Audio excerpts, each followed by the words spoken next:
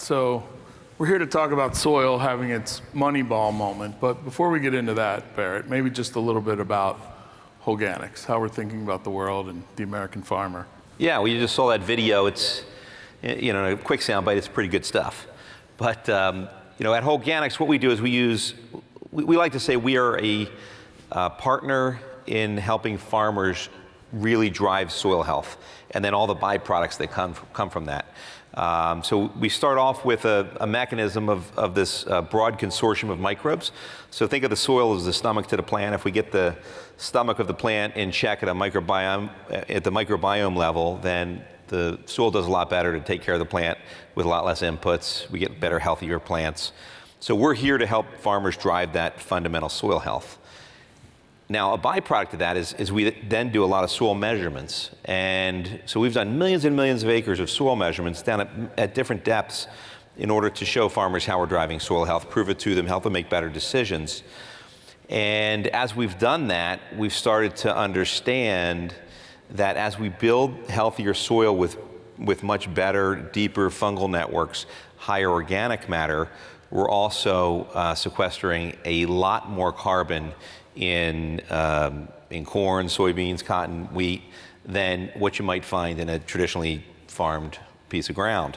And so as we're helping drive soil health, we're helping to sequester carbon, we're helping to retain more water.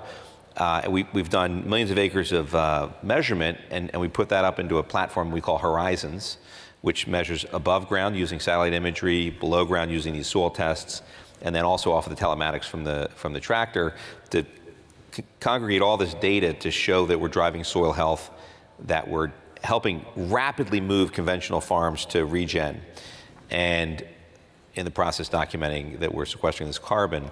And so at Holganix, job one is help the farmers grow more while using less, help give them a tool to drive towards regen by helping improve soil health.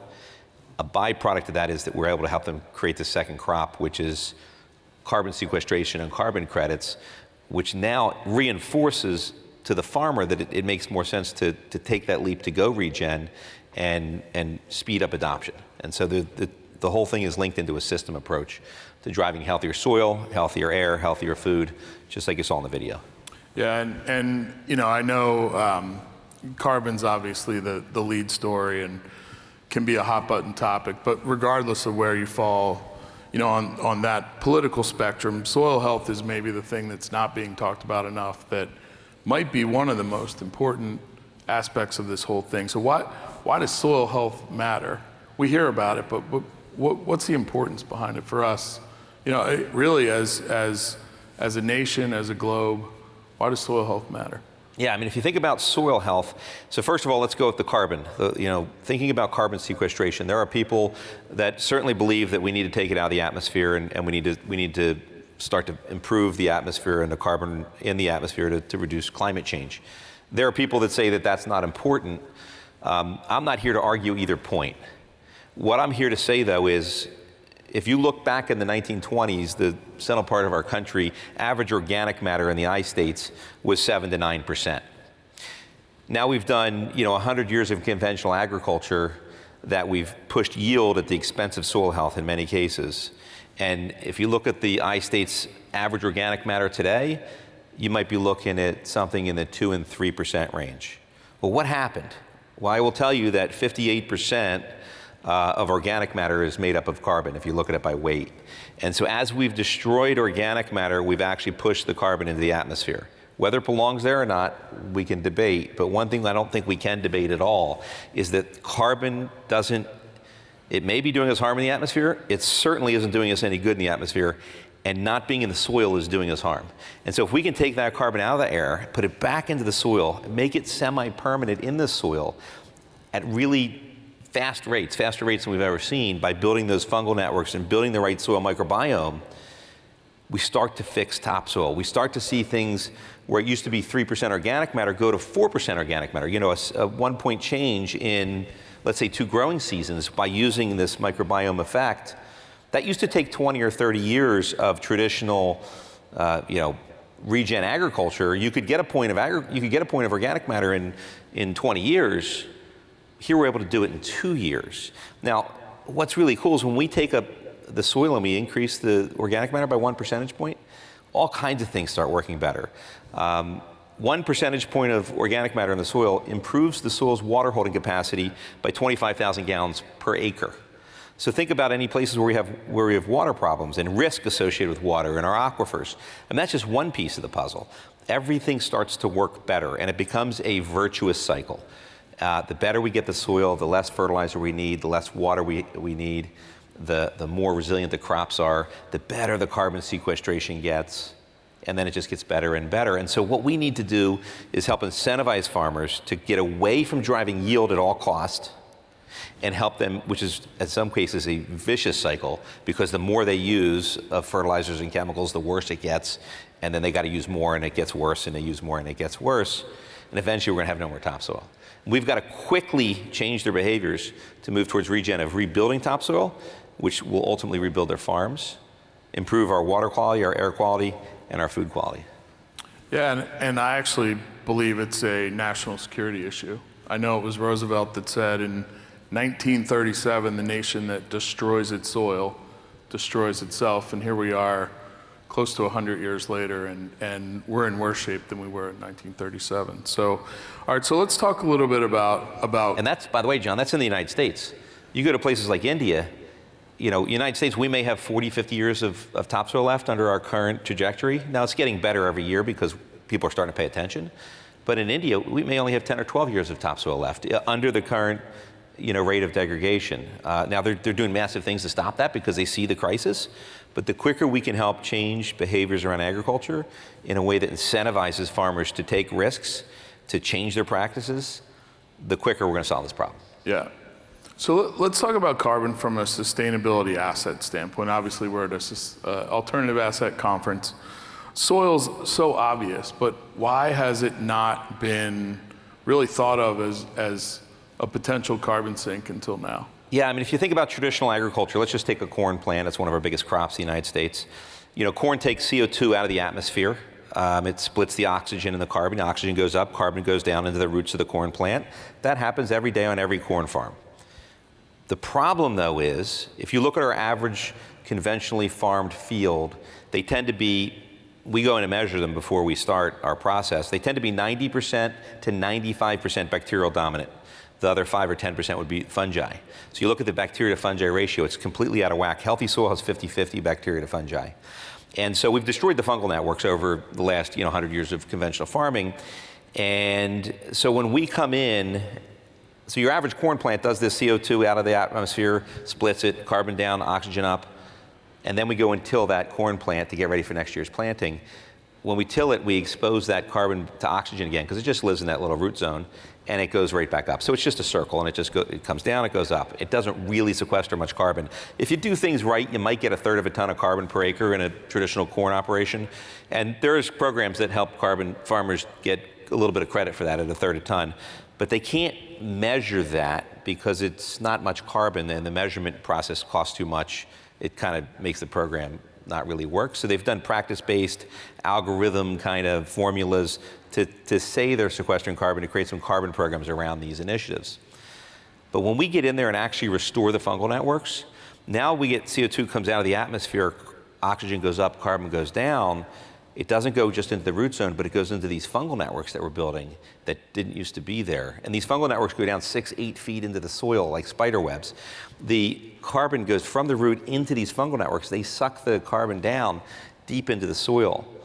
We also have microbial applications with Holganix that help that you put down post-harvest that degrade all the stover and stubble, so we don't have to go into deep tillage, because it breaks it down much through nature, through, again, fungi degrading organisms. I'm sorry, plant cellulose degrading fungi. And so we don't have to go deep till. We get these big fungal networks that go deep into the soil. So we're seeing 10 to 20 times more carbon go into the soil of these operations that rebuild these fungal networks using products like Holganix. Now, because we have so much carbon that's going down and it's going deep, and as it goes deep, it becomes semi-permanent. It doesn't get released back in the atmosphere. We can actually spend the money and the time to measure what's happening in that field.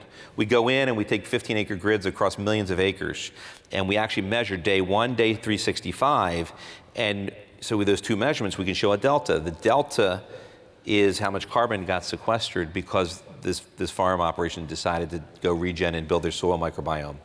And we can actually document it, prove it, third party, verify it, and then mint it into an actual semi-permanent carbon credit at numbers that we've never seen before in traditional agriculture. So now all of a sudden, the soil can become the best carbon sponge that we've ever seen. The soil in conventionally, or I say regen grown, row crop operations. And in the process, we're rebuilding topsoil, making our nutrient density better, reducing risk with farm associated with weather and all the other events that farms have to deal with. So just to put a pin in that, I think you said about a third of a ton in a traditional acre. What are you seeing in a Holganix acre on average with measurement? One single year, so we go day one before you've done any microbiome applications. Day 365, we've now done 2 microbiome applications. We can see on average, and this is across millions of acres of real testing, 5 to 7 additional tons of carbon per acre. And when we do these measurements, we go down 18 inches. We even go down 36 inches sometimes. But let's just look at 18 inches. We go 0 to 6, 6 to 12, 12 to 18, so that we can show the carbon actually moving through the profile. And we're getting carbon that's moving deeper than anybody ever thought was really supposed to happen. And deeper is good because deeper is more permanent. The roots are going deeper, the fungal networks are going deeper, the carbon's going deeper. Now what we've created is a measurement-based, high-quality carbon credit that we're producing at massive scale with data to back it up and provability. And does this just happen in the first year of using the product? So first year happens exactly the way I just said. And here's what's really cool. Year 2, so we keep doing these measurements. So year 1 we do, year 0, or day 0 we do a measurement, day 365 we do a measurement. We do a measurement at the end of the next year, at the end of the next year, at the end of the next year. It keeps going. We keep getting that 5 to 7 tons, and in some cases, the deeper and the more successful we build these fungal networks, it actually starts to accelerate. Now there is a perceived point of saturation, but we're so far away from that perceived point of saturation, we've got decades where we're going to continue to be able to add more and more carbon and continue to improve that soil. And at the end of the day, soil is what's going to feed our planet. It's also our infrastructure in our country. And if we don't treat it right, we will destroy ourselves, just like Roosevelt said in 1927. And clearly there has to be some trade-off. There's got to be a downside. What's the downside for the farmer? There really is no downside, which is so cool because, again, we're taking a vicious cycle where they're used to putting on, farmers, they'll put down fertilizer and they'll get, let's say 200 bushels of corn, and after 5 years, they keep putting down that same amount of fertilizer, they'll get 195 or 192 bushels of corn. So what do? They just put on more fertilizer. And they just keep putting on more on, and they could put more on and more on. That's what they've done for the last 40 years. That's why this has become such a problem. We change that and turn it into a virtuous cycle, where the better you get the soil, the less fertilizer you need. The better you get the soil, the less fertilizer you need. So we start to get better and better and better, more and more efficient. And chemicals and other things as well. The only challenge to the farmer, frankly, is mindset. Farmers are highly risk averse. And you think about it, they're operating on 3-4% margins. And when things don't go right, they could literally lose the farm. And often this is a farm that they've inherited from their ancestors, is how they speak. It's like 5th generation farm kind of thing. And so they don't want to take a risk and screw up, so they're going to do what their daddy did, and they're going to do what their granddad did to some degree. They'll very slowly improve technology. But if you tell them to take a massive practice change because we tell them we can help them, they're highly risk adverse. So really the only negative is the farmer's mindset and helping them change that mindset, helping them see that if we can help them reduce that perceived risk, which frankly, if we can help them sell their sustainability assets like carbon, that's the catalyst that helps the farmer move fast. Yeah. And if we can help the farmer move fast, we can fix this problem fast. And we get a bunch of other knockdown effects that everything else just gets better. Yeah. And we've got farmers engaged in 3-year agreements where they take a 3-year commitment. That's right. To change some practices and apply the product spring and fall. and in exchange, we'll help them monetize those carbon assets. What practice changes do they agree to? Yeah, it's super exciting. We take a traditional, farm in, the middle of our country. Let's say it's an I state. That's kind of how we think about the real kind of center part of this concentration. But really, North Dakota down to Texas, center part of the country. We take them from, again, I'm just going to keep using corn because it's one of the biggest crops, but we could do this in anything that grows in the soil, we can do this. But if you think about corn, the average corn farmer in the middle of our country is using 1 pound of nitrogen per bushel of corn. So 200 bushel corn is 200 bushels per acre. They're going to use 200 pounds of nitrogen per acre, just to put it in perspective, and correlation of potassium and phosphorus as well, so fertilizer, right? We can take that same farmer, get their microbiome in check, and in fact, they have to commit to using less fertilizer. If they can't commit to using less fertilizer, we won't put them into our program. So day one, we get those farmers to reduce their fertilizer. That's good for our waterways, less runoff going into our rivers and our oceans. It's good for our ground because when we over-fertilize, fertilizer is chemical, a byproduct of nitrogen is ammonia. I don't have to tell you what ammonia does to anything that's alive. It smokes the microbiome. So that's why we want them to bring back these fertilizer rates. We then get the microbiome to produce more nutrients naturally. We actually get yield bumps. So day one, we'll use less fertilizer and get slightly higher yield. We also mandate that if you're going to be in this program, you've got to go from what most of these farmers are used to doing deep tillage, where they go through and actually pull the corn stalks, rotate them, black dirt comes up, corn stalks go down. They think that's great when they see that black ground and they can go plant next year. Well, it's not that great because some of that soil doesn't stay where it's put. It washes away into the Mississippi River, goes down into the Gulf there. It also releases all that carbon. It's not really good for our fungal networks. It's not really good for soil health.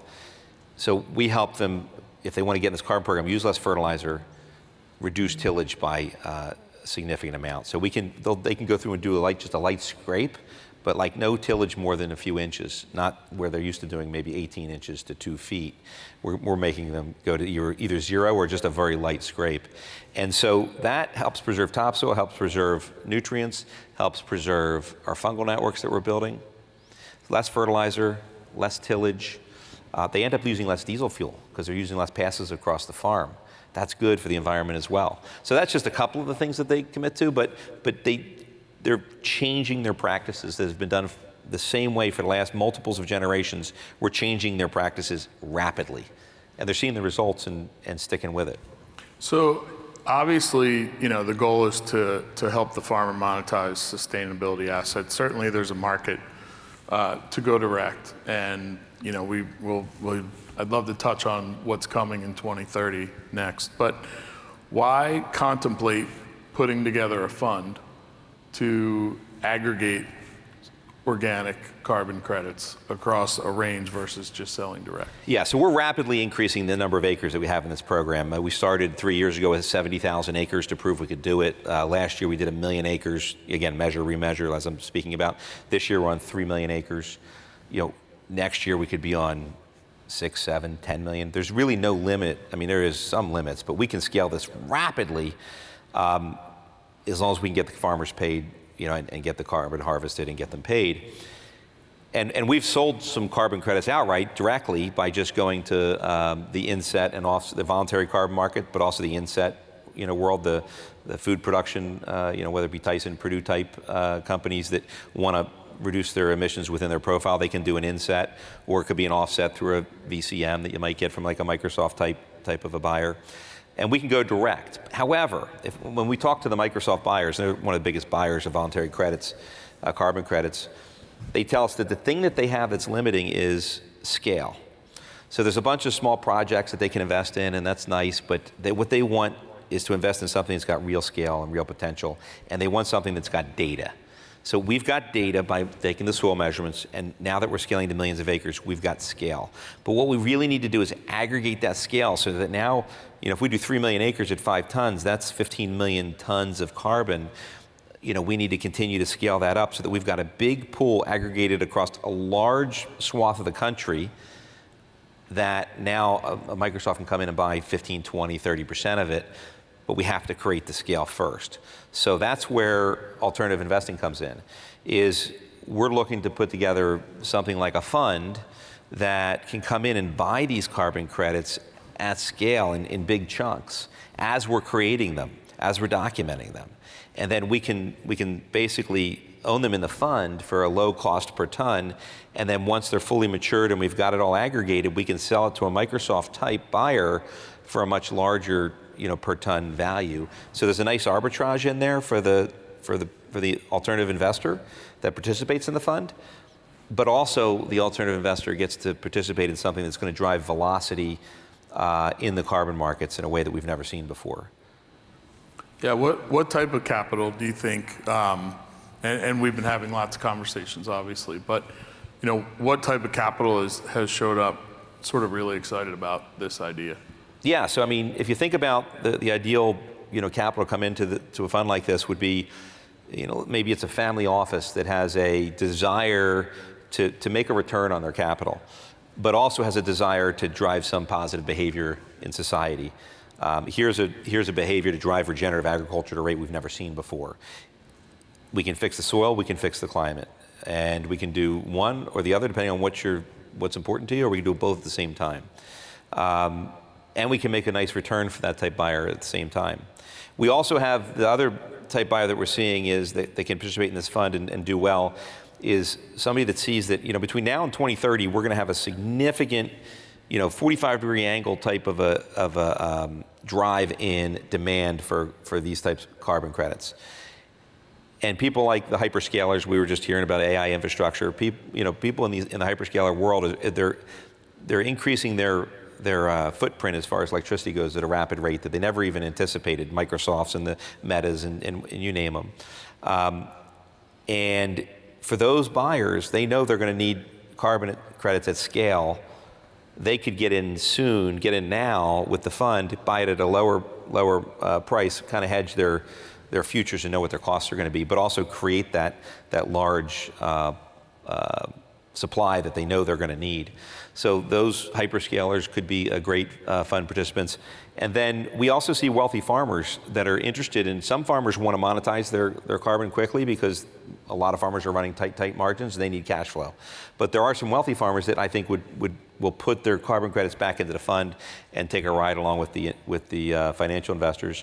And then of course there's just pure ARP investors that I think would see this would be attractive to. But the ones that I'm most excited about are the ones that are really interested in catalyzing this velocity, that are interested in having catalytic capital, go to work, get a return on that catalytic capital, but also know that capital is going to make the world a better place.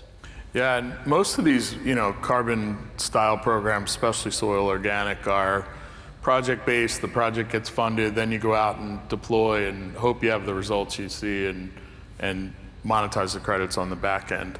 How has Holganix taken a different approach? I know there's been a significant upfront. It's totally different. So what we've done is we've got a profitable business, selling microbial consortiums to help drive soil health to farmers without carbon. So we have a very profitable business that's growing rapidly. We've basically taken most of the profits from that business and we've gone ahead and actually backed with our own dollars, we've gone and secured the asset rights to the farmers for the sustainability assets to the tune of $70 million or so, that we've actually written checks out of our own checking account to get these rights in advance, and we've got the carbon that we're starting to pull together that we own. So we're not saying invest in a project that will create carbon over time. We're saying invest in a carbon credit that's being created right now, and we're going to be able to mint and monetize in the next 18 months.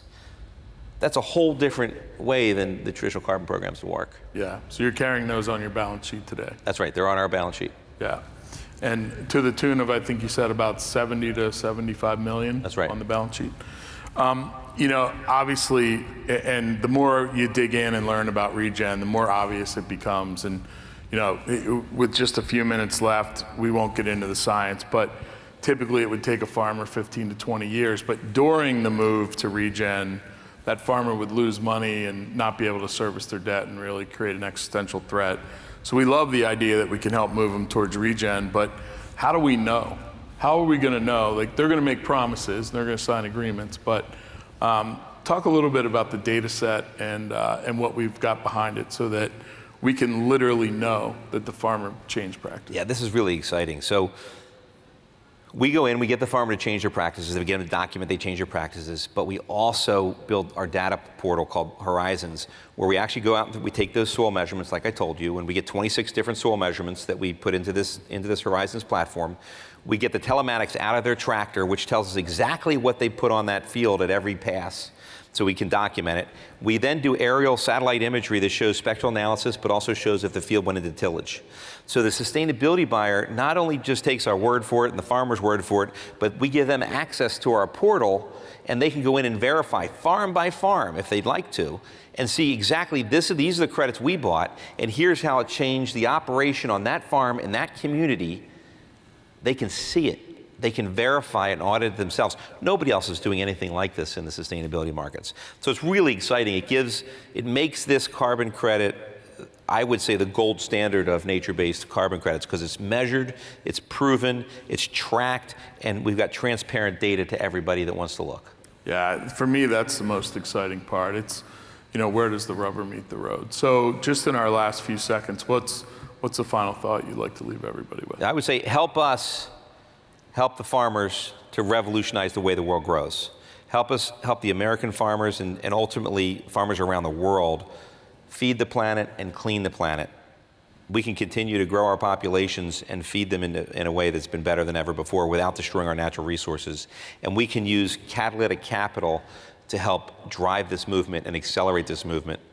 And we can really feel good about what we eat and what we grow. Barrett, thank you very much. Thank you.